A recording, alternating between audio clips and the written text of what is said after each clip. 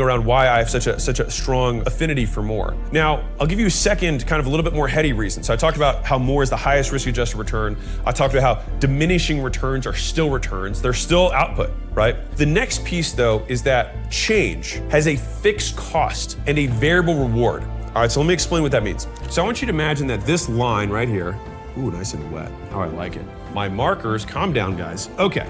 So I've got this line. This represents your revenue or whatever your current level of activity or output is. Okay, now what happens is most entrepreneurs, they say, you know what, I'm gonna change something. They think they're gonna change something and things are gonna get better, right? You tweak something, you mess around, you change your page, change your script, change your onboarding process, whatever, right?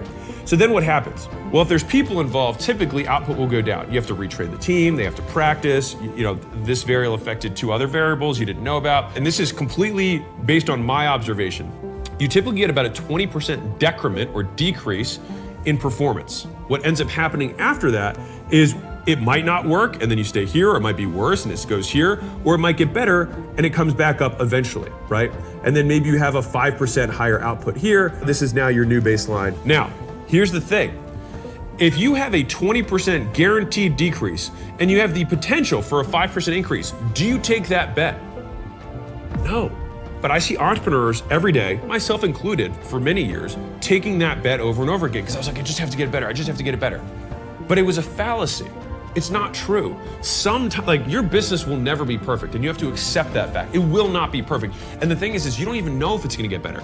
You just aren't sure if it's, quote, good enough, and so you just wanna change it. You wanna mess with it, right? But the magic is the compounding returns you get when you do the same thing over and over again. You get this depth of understanding, this depth of skill that happens with repetition, right? If necessity is the mother of invention, repetition is the father of skill. But let's look at what entrepreneurs will normally do.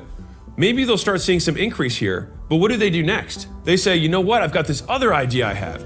And so then they get another 20% decrease. And so they're constantly living significantly below their output means, or your revenue, or whatever your thing is, below what your potential is, because you're constantly changing stuff. And I wanna be real with you for a second. If you're a small business owner, you've got maybe 10, maybe 20 employees, or if you're anything less